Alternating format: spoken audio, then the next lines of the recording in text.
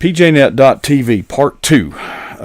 Trying to put Humpty Dumpty back together again. We are switching over to our studio as soon as I can get that going. And we'll just switch directly to Studio 8. Okay. Let's see if things... folks, we're going to go quickly without much pause because we are having some connection problems. We could lose them at any minute. Dell Didway is standing by in the green room. Let's bring him on board. Dell, who blogs at delldidway.com. Last week, you were doing your best to suffer in silence, but you were sick as a dog last week. Yeah, I was. I was having a rough few days, so we got it all taken care of, and we're feeling a lot better now. So, yeah, I wasn't really feeling up to that show last week. Well, your voice came across pretty good, though, I got to say. But you've got the golden tones. I see that you blogged this week very interesting material. But as I read it, we haven't spoken since last week. I was thinking, gosh, maybe Dell's still sick and he wanted to run something. But it was actually just in... memorial or remembrance of what would have been the subject matter. Yeah, I kind of prefaced it in the opening paragraph that this is a rerun in honor of the 500, which would have been this past weekend. So I ran one of my blogs from 3 years ago, I think, when I was at the 500, when I actually attended a church service that IndyCar Racing puts on all the time, and I found that fascinating. That they do that, and got to spend some time with them, with some of the chaplains, and that was a really neat experience. You know, you're having church service hours before the race, so rather busy, a lot of chaos going on there. But they do 4 services right before the race, and they spread them out like a 7 and 8 and 9 and 10 and things like that. So. It was really interesting. It was kind of neat to sit in and be a part of it and talk to them about what they do and what services they provide to people. And I thought it was pretty interesting that these former racers now do this ministry. So now, how long has that tradition been going on?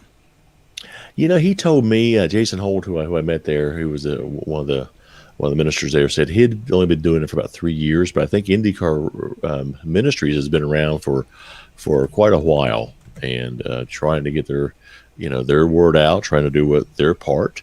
And racing in general, I'm finding this out in NASCAR and in Indy racing, they do not mind that they are affiliated, that they have chaplains there, that they have prayer with people, and they don't shy away from it at all. In fact, they're very proud of it. Yeah, and that's one of the things I believe that has contributed to the rise in popularity, of racing of all types. But NASCAR, I think particularly, has drawn a lot of attention as of late, and more power to them. Did you, in looking back, that blog was written 3 years ago, looking back on it, did you get a sense that your writing style has changed, or did you notice any difference? Oh, yeah. I can notice a lot of difference in it, and I think that's a lot, due to some of the classes I've taken. My wife does a lot of editing for me as well. So I've learned a lot in 3 years. I read through it. I thought, oh gosh, this is terrible. But I went ahead and ran it because that's what I wrote 3 years ago. And I prefaced it by saying that. And so, yeah, I can see a big difference. I can see, not the style hasn't changed, but, some of the words I use and some of the transitions I make, and that's different. I still have the same philosophy, trying to, find inspirational stories somewhere and talk about unique things. So, that hasn't changed. This has been my delivery has been the thing that's changed, which I hope has been better. Well, I'm too ignorant to notice some of the things you're talking about. So I'm just sitting here with smoke coming out my ears thinking, I don't know what he's talking about. Cause I don't know all those technical details, but I think the thing that stood out to me is your mission, your purpose has not changed. Right. Yes. I think that stayed I think that stayed the same. May have, it's wiggled here and there, and not hasn't got off course by any means. But sometimes you take some detours, and you take some different approaches sometimes. But I think in general, the mission, my focus has been the same, and I think that the focus of the IndyCar racing, of IndyCar Ministry, is the same. They want to be there for the drivers and for the team, and they want to lend inspiration, and they want to pray with people, and they want to, spread the word, as they see it. And the gentleman that I met 3 years ago at the 500, who's now he owns Kingdom Racing. He's one of the co-owners of Kingdom Racing. We've become friends, and he's the one who invited me to go to services with him, because he's the gentleman. He and his wife were the ones that we met out on the track prior to the race, praying over the cars. And so he says, "Hey, Dell, there's a service here in like an hour. Why don't you come with us?" I said, "Okay, great, sure, I will." So that's how that's all evolved, and we've met some really good close friends through some of my writing endeavors, and it's been just a wonderful blessing. Now, I'm doing something, I won't call it new, but it is new. We just had a little talk with Lori, about, so busy and yet no time. And I am actually making a conscious effort to get more out of the time that I use. Now, here's what I'm saying. I sleep about 3 to 4 hours a night, so I have to get a nap in the afternoon. So one of the things I do now is find some content of a podcast and play it. And obviously, I don't get to hear the whole thing. I fall asleep. But you see, your brain never really sleeps. But I was listening the other day to a podcast of the two gentlemen from California, and they were and now I'm starting to see, wait a minute, was that a coincidence, or did you maybe have something to do with that? Well, I mean, I kind of introduced him to George, yes, kind of introduced him, yeah. and a few other folks. So you made it happen, sir. we all help each other. So that's the beauty of it. I mean, David Winters introduced me to them, and then I think I put them in touch with Becky, and Becky put them in touch with people, and it just snowballs, and you help everybody. And that's the beauty of some of these of this writing community that we're in, is we all have. I don't have an ego. I don't think we all try to look out for each other and help each other. And so we've pointed some other folks his way as well. And then whenever I finally have my podcast up and running, I'm sure people will point people towards me. So it's all about helping promote each other and lift each other up, and not be jealous of anybody, but to try to encourage and try to inspire and try to help each other. Well, I know for a fact that and that is and I was trying to remember their names. It's McDonald and Cummings. I remember the last names. It's the first names I struggle with. Dave. Yeah, Dave and McDonald. James. Yeah, Yep. I've pulled it up. But I know that they're going to have a very dynamic guest coming soon, because tomorrow at 11 a.m. So I'm looking forward to that. Now, have we talked about your upcoming podcast, or is that still on a need-to-know basis? Well, we're exploring it. We're tinkering it. We're getting close. Last week I was kind of out of commission for a few days, so I didn't really get a chance to do. And now the person I'm going to do it with, she's sick, so does not have the coronavirus. I didn't have it either, so she's down for a couple of days. So we're just kind of, it'll happen when it happens. We're not going to make it happen, but we've got the equipment. We're ready to go. I've been in touch. There's maybe doing another podcast. So I may be doing two. I never even thought about doing one. Now I may be doing two real soon. So hopefully those balls they are starting to roll, and it's going to be a lot of fun. I mean, I'm going to enjoy that. It's just going to be trying to find time to do it. So mine aren't going to be fancy, and they're not going to be edited. We're just going to do them live. We're just going to do them on one cut. And if kind a of mistake conversational, happens, kind of like we do here. That's all it's going to be because of that. I mean, we're going to have a conversation, and I don't even know. We're just going to talk. Something sounds good or sounds bad, I'm not going to go back and edit it. Yeah. It's just It's just That's raw. what it's going to be. Just Yeah. raw and real. And that's what people want to hear, I think. I believe in it. I mean, there have been occasions that we have recorded this, usually because our guest is predisposed or indisposed, traveling, or sometimes planned, sometimes not planned, or bad connections happen. I don't know. Yeah. Let me ask you this: as I kind of understand you, this is something you're trying as sort of a pilot program. Is that? Yeah, I think so. Yeah, we just want to do it because we just feel we have a good little niche, something different to offer. And all the podcasts are great, but ours is going to have a little different format to it. So, when she's up to feeling better, she was texting earlier. She says, "I haven't done a thing this week." I said, "I didn't do a thing last week." So So we'll get it up and running. Well, two questions come to mind. The inspiration to do this, I've been to 3 writing conferences, and I'm seeing some recurring themes, and I think authors are encouraged to get platforms. So one way to do that would be podcast.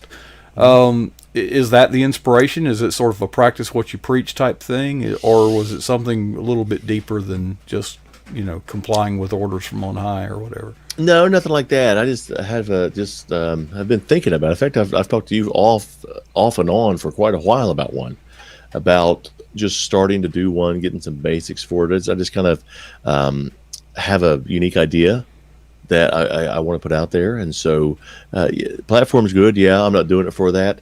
I'm doing it, I guess, because I'm bored. I don't know. I'm just... yeah, you have a pretty dull life. Yeah. You need something to do. There's something else to do. And then we were approached a couple of weeks ago about doing another one for somebody. I thought, oh my gosh, sure. So I'm going to be able to, I got the equipment, and we've taken the tutorials, and we're ready to go. It's just now coming up with a name, getting the jacket, getting some of the promotions done. So, all right. Well, the second question that came to my mind, and folks, this is not scripted. We've not rehearsed. I don't know what his answer is going to be. No. If you're doing this as kind of a, let me try this out, a lot of times in sports, we wouldn't encourage that type of attitude. So here's my question. Is there some tripwire or some criteria that when you try it, if something happens that's going to trigger you to say, yes, we're moving forward, or no, this was just a whim? Is there anything in your mind? Well, no, it's going to be kind of the same approach I had when I started my blog several years, about 4 years ago. Never had one before, didn't know what to do. Again, I think I told you my first blog hit 27 people, and I thought that was really cool. You've got that big of a family. Yeah, I know. So, and then it just kind of, I kept promoting it and doing it, and then I got in the routine. And now, tonight's blog, hit hit more than 27 people. So, I think that's going to be I'm not just going to try for a couple of weeks. I want to give it a good year. And see what happens. I'm not. Well, and it can mutate if you're one thing. If you're going in with sort of a pilot program approach, you're going to be more malleable, and it's not just you anymore. It's you and your partner. Well, yeah, I'm not just going to put it out there. I'm researching ways to promote it. I'm researching ways to, if we have X amount of listeners, we may get X amount of dollars to help fund it. Again, it's not going to be a money maker, but there are costs involved. Tell me about it. Yeah.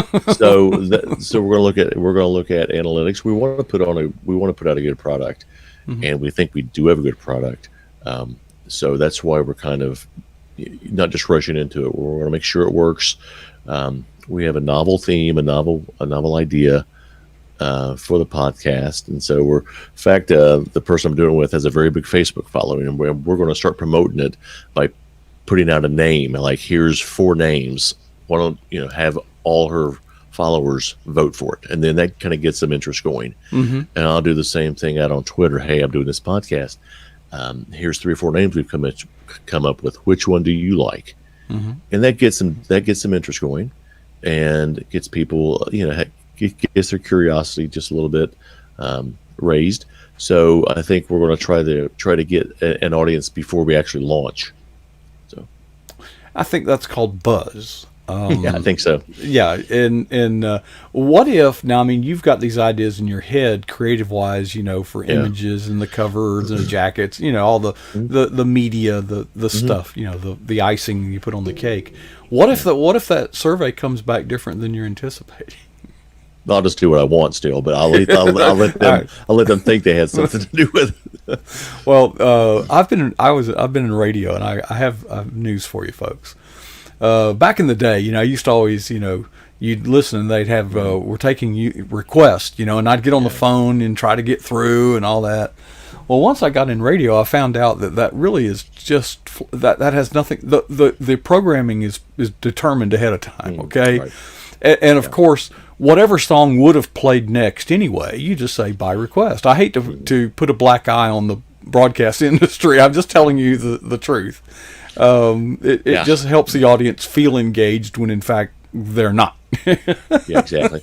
Well, like I said, we have we think a good idea. I mean, the Seinfeld sitcom was about nothing, and it was one of the best shows ever. So our podcast is going to be different. It's not just going to be your standard. Again, there's nothing wrong with these I think they're great podcasts. I mean, I've been on a gazillion of them, and they're wonderful. It's not going to be just a typical interview an author podcast. Mm-hmm. So we're going to do something a little different, and it's not going to be long. It's going to be 20 minutes, maybe max, 30 minutes max. And, by the way, did you know that Rachel Colby is now doing YouTube videos? I didn't know. It's awesome. She's awesome. She's an awesome writer. And I'm sitting here thinking, well, this is wonderful, because I have been pleading the case with writers, saying, what you're writing is great, but ink on paper is a dinosaur. Can you transform into a digital format? Yeah. And I see a person that attends church with you. Whitney. Yeah, Whitney Ward. Yeah, she's doing them with some. I think she's on episode 13 at this point. Yes, it's awesome, and I'm seeing that amongst a lot of our author friends. They're all taking that extra step now, and that's great. I mean, everybody's doing something different, and that's awesome. They're writing, which is fantastic, but they're also doing something else to make people want to take interest in them, which means they're going to take interest in their writing. So you can't just be an author and just put it out there and expect people to buy it. So I think what I'm seeing a lot of people do in the last 6 months has been very exciting. And I think a lot of it's spurred by when they come to a conference and they meet you and they see what video can do, and they want to be on PJNet, and they want to do a podcast, and they want to be on this and that and do their own YouTube shows. I think that's very exciting, and I encourage everybody to do that. Well, I've actually Rachel actually called me last week, and I spoke to her for some time, and she had very, very good questions. And one of the observations I've made, and I'm an outsider, so I don't know if that means I have no bearing on what y'all are doing, or maybe I have a more objective point of view. But I was sharing with her, if you are trying to you have to market your book, right? Now, if you're marketing your book, you have to market the book based on the content of the book, the subject matter of the book, the genre of the book, and the specifics about the book. Well, okay, and maybe you do a good job of it. Maybe you sell a lot of books, so you write another book. Guess what? Now you get to start over. Yes, nonstop. If you market yourself as a persona, a personality, and you and people begin connecting with you at a more relational level, now you don't have to start over with each new work that you produce. Now think about a blog. You're blogging weekly. Well, why do you think people are reading and referring and sharing your blog? Well, I think correct me if I'm wrong, it's that they've come to know you as not only a good author, but a good person. And whatever you're going to write about, they trust it's going to be good. Well, yeah, I mean, that's a very valid point, and I certainly hope so. And that's kind of one of the reasons I ran that blog from 3 years ago, because there's a lot of new folks, obviously probably didn't read that and read about that experience. And because when I go to the 500, I typically get 2 or 3 blogs out of that one event. But so I'm not going to run one next week, but I just thought that was kind of, good timing to run that, to say, hey, this would have been this week, but due to crazy circumstances, it wasn't. So Yeah, I kind of enjoyed looking back in the past at times. Well, the other thing, shout out again, Doug Carter. I don't know if he's with us tonight. Yeah, he is. He was, yes. He appears as a regular scheduled guest once a month here, and he did an experiment, and he did some promotion on an appearance from weeks, even maybe more than weeks, maybe a month or so ago, and that darn thing went like wildfire. And it made me think, gosh, a lot of the stuff we talk about here is not contemporaneous, but because we are on such a, what's the word I'm looking for, hell-bent production schedule, we are putting out a lot of material. We're winning primarily by brute force, just put more stuff. Yeah. A lot of that, unfortunately, the shelf life of this content is very short. If we'd have less programs, it'd be longer. Yeah. But Doug did an experiment and found out a thing that he did on like his first or second appearance did better after he remarketed it a couple of months later. And I thought, that's pretty clever. Yeah, I mean, I think I have a similar approach. I will retweet some things or repost some things I posted a month ago, and they seem to get a new life sometimes. Sometimes they don't. But because you get some fresh eyes that hit it, and maybe somebody shares it who's got a big following too. So, there's nothing wrong with resharing things. And again, that's why I reshared that post over 3 years ago. It's always going to get somebody's new attention, and by 3 years later, somebody who read it probably forgot all about it. So, well, and I think if you hear this and think about it a little bit, without compromising the course of your work, think about, am I putting contemporaneous information in this blog that will cause it to expire? If right. You can leave that out without compromising the message, it may contribute to a longer shelf life and right. reach more people. Yeah, you're right. And so, but what I said earlier is all these authors are doing this, and that's very exciting because a year ago, I didn't see some of these authors wanting to do YouTube shows and podcasts and branch out, take that extra step, and that's exciting. That's encouraging for them, and I would encourage anybody to do a little extra and get outside the box and go beyond your borders, because I think it's the only way you're going to reach people. Well, and so many, one of the things I keep hearing, they tell people at these conferences, you have to deal with this rejection. Yeah. Well, there's kind of a principle that I operate from as a result of working in disaster relief, and here's the principle. I do not care right now what we cannot do with what we do not have. Mm-hmm. What I am concerned with is what we are going to do with what we have. Now, okay, that's the principle. By the way, inspired by Apollo 13. There's a scene in there that inspired that.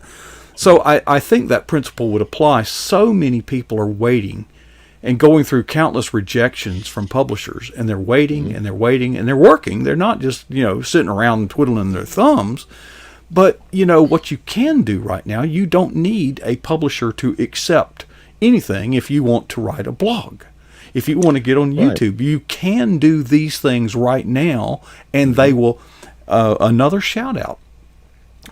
Doug Carter and I are working on a collaborative work to get this, do a book trailer prior to the book being published. Yeah, that's a good idea. It's a brilliant idea. I've never heard it. And think about the impact. You've got all these people competing for the attention of a publisher. Mm-hmm. But here's one individual that has made a video that sells the. You got to stand out, Dale. There are two. It's a crowded field. What can you do to stand out? Well, these are simple things. Yeah. They're just things people don't think of, and they're great ideas. You can start a blog. Yes, you can do a podcast. Yes, you can do these things like that in the meantime. You talked about rejection. I received 3 rejections today for 3 of my clients. So, that happens all the time. Eventually, it's going to say yes. It's just getting there. But in the meantime, you're right. You can do something, and you can stay encouraged. You can stay inspired. And it's just a matter of how you look at it. I don't look at it as a rejection. It's just another step closer to the acceptance is how I look at it. And I don't like getting them. I don't like calling my clients and saying, nope, this isn't going to happen. But you just gotta stay strong and say, hey, that's not the right person for me right now. But in the meantime, I can do this. In the meantime, I can prepare myself and do this here too. So there's always something to be doing to increase your platform, to sharpen your skills. You can go to conferences. So yeah, there's always something to do, because the last thing you want to do is sit around and let that rejection get to you. Because and there's a guy that sits on one shoulder that just keeps whispering, "You're no good. Why? This is worthless." Well, so somebody might hear or see this and say, "All right, I'm going to give that a try." Mm-hmm. And they put it out there, and they wake up the next day and find out that only 27 people even hit that page. Yeah. Why did you keep going out? And I mean, you've got, like I said, you've got relatives, that could enumerate that many. How do you keep going? Why do you keep going? It was just a baby step. That's all it was. You got to learn. I didn't know everything about it. I didn't know how to promote it back then. I didn't know what to say leading up to it. And did it stink? I mean, was it okay? I mean, how would you rate it on a scale of 1 to 10? The content. Oh gosh, I don't remember. I don't even remember what it was about. So it probably wasn't that great. But and the one I wrote the other day probably wasn't that great. So it's just consistency, where they expect it, promote it, tell everybody about it, share it, and then pick up the traction. So, I mean, that was a time when I had like 20 Twitter followers too at the time. So it just takes time. It's just like a very good chili. It takes several hours to cook. And this is the same thing. This takes a long time. It's not something that's going to happen. Your first blog is not going to hit 10 million people. So that's what it's all about. It's about consistency, staying with your message, finding your purpose. I mean, that wasn't the reason I wrote it. The reason I wrote it was, because of me, because I wanted to. And if I let 27 people, that deflate me, I probably would have quit. So I looked at it, I was like, hey, that's great. What can I get next week? And then always improve on that. And that's the exciting part of it. Well, as competitors and athletes and type A, testosterone poisoned males, we're looking for points on the board. We're looking for things we can measure. Yeah. But then I'm also reminded, and I haven't always been this way, but the older I get, the more I start thinking in these terms. If you are doing this because you feel that God has called you to do it, what difference does it make how many people read it? Right, exactly. And that's why I did it. It was something internal that I wanted to do. It just kind of validates it if you're reaching people and making a difference. And then I would get little notes here and there from people that it really liked them. And so and that, you don't need that, but it kind of makes you feel good. When when I go into Bob Evans and we order dinner, some gentleman comes by and says, "Hey, I liked that post the other day." Really? Yeah, you kind of feel selfishly, you kind of like that. I'm not enjoying some of the emails I'm getting from the Western Journal because people are starting to hate my guts, but it's fine. Well, I get a lot of compliments too, but I get a lot of. Yeah, Dale, you're throwing rocks at a hornet nest, Yeah, that's fine. Come on, you know what you signed up for. So it's fine. It's just you read them and you just shake your head and say, how could this person be intelligent enough to even understand my blog? So that's fine. Everybody has the right to be wrong. Okay. Well, all right. Well, I was very concerned that we could drop our connection at any moment. Yeah, me too. We did twice actually before we ever even made it on the air. And but Dell, I hope that you're so willing not only to share connections that you have with other people that are starting out. I think it was only 4 years ago that people were sharing with you. Here's what and you're paying it forward, and I really commend you for doing that, Dell. And it does feel good to be looked up to as a coach, like, help me out, coach. And it makes very you feel affirming. Good. Yeah, it does. It does. You don't need it, but it's nice. It's not why I do it, no, but it does, folks. The little affirmations. We have been plagued with some problems, and I've had Ben Cooper called me on the phone, just checking on you, brother. How are you? Are you okay? And that means the world to me. And you don't know you don't know. Of course, I would love to have people come on board and sell 10,000 books because they were on this program. And I've told people that, and I said, if that happens, I expect you to write me a big, fat, juicy check. And because we, what is it? We're doing the Lord's work here, but the vendors that we deal with don't care. They just want money. They want their bill paid. They want the bill paid. And, but I do have to think, I've heard this at a conference, how do you know that you may be reaching one person who's really struggling with suicide or whatever? And maybe it wasn't what you said, it's just the way God used what you said, and you say, I don't know how anything I said made any difference in your life, but I know that I've been impacted by minor encounters, just little encounters with people at a time that God just did something with it. And some of these things we just won't know here on this earth, but we will. And I look forward to just hearing, well done, my good and faithful servant. I'm just looking forward to getting to some conferences this fall because we've been locked up, all summer and everything. So we're looking forward to going down. We have a virtual conference coming up at the Southern Christian Writers Conference. Then we're going down to Florida for one, the Florida Christian Writers Conference. We're looking forward to that in October. That's kind of sentimental one for me. And then we'll be hitting Blue Ridge, I think, for at least a night, and then starting all over again. So we're looking forward to it because, I get encouragement and I like to give encouragement, but I will never forget the whole reason that, I got into this was because Michelle Adams took time to talk to me when she didn't know me. And so I do the same thing. If somebody reaches out to me, a stranger, hey, I want to know about writing. Okay, what do you want to know? Because you never, 8 out of 10 are going to be legit. There's going to be a couple of them that I end up blocking, but it's okay.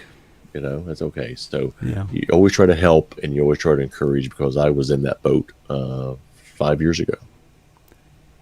Yeah, and to be honest, Dale, I think given your drive and your talent, your skill, your maturity, wisdom, all those things, I think you would succeed no matter what path you would have chosen. But yet, when someone just out of the clear blue approaches you, they didn't know all that about you. They just helped you because that's what they do. And it's worked out right very well for you. But not everybody does that. So most people do, not everybody does. So. You got it. All right. Well, Dale, listen. Hey, I've enjoyed just sharing with you tonight, and I'm glad you're feeling better. And I'm just I just rejoice in the way things are just looking really good for you. I've been watching the numbers, sir, and God has prepared you for something very, very, very big, and I'm just glad to see that you've been obedient and humble at the same time. Because it could all end tomorrow too, so you never know. You don't know, and I'm just glad that in spite of your celebrity status, that you take time to come on here and share with us once a week. And that. Not a celebrity. No. Well, if you ever get to be, I hope you'll remember us. And but we appreciate appreciate you sharing tonight. I hope that something that was said tonight resonated with somebody out there that's struggling. That's wondering, where do we go? If there's an author or somebody out there who's struggling and frustrated, which I've been there too, just keep going. It's hard to say, but just keep going and find another outlet. Don't give up, but still find something else to channel. Just think about a podcast. Think about doing a blog. Think about doing a YouTube. Think about coming on PJNet. So you do something a little different. Right. And what I would say is circle up the wagons. And this is one of the things, when you go to these conferences, you meet people. Well, what's really nice is what we do here is very different. We have a live chat room, and there have been very, very strong relationships formed just in this chat room. Yeah, so awesome. If you're out there and there's this guy on this shoulder whispering to you that you're no good, you need to quit, you need to give up. Well, maybe you do. But that needs to be your decision, not that guy on the shoulder, okay? Yeah, and maybe you just need some time off. Yeah. Just take a break. There's nothing wrong with that. Circle up the wagons, folks. Yeah. We are a team, and we take care of each other. And if one is wounded, the others will come to their side. Right. But it's really great. But Dale, listen, thanks, brother, and I'm glad you're feeling better. And I look forward to next week, and we got a lot of days in between now and then. So we do. Thanks, Coach. Appreciate you sharing tonight, Dale. All right, folks, that was Dell Didway right here on pjnet.tv. And look at that. Isn't that great? Did you see that? That looks so good. Folks, we've kind of gone over time. We had a little connection problem, so we went a little late. But folks, we here at PJNet we are really just almost single-minded in our purpose to find new ways to help you, get attention, to stand out from the legions of others who also write good content, to get noticed. And it's just a real thrill working with all of you. And we will do this again tomorrow night at 9 o'clock. Let me pull the schedule up just to find out. I know that we will have Michelle Medlock Adams, and that will be on that day will be the 27th. You can go to pjnet.tv, by the way, and you can see the schedule. Speaking of which, we are racking them and stacking them. We have scheduled 3 guests today. We had a big day. Tomorrow. Oh, Dave and James of Exercise Your Faith. It seems like they were just on the other day. Seems like, and Michelle Medlock Adams. That's what it says on the schedule. And then Molly Jo Reilly will be here Thursday along with J.D. Winninger. And Friday night's very special, Steve Hazards. It's a joy. Folks, it's time to go. I have enjoyed being with you all tonight and just sharing with you, and I appreciate y'all taking a part, especially those in the live chat room at pjnet.tv. But it's time for me to go, so I'll leave you with 2 questions. 1, what is the boldest thing you have ever done for Jesus Christ? You don't have to answer me, but I'd like you to ask yourself that question.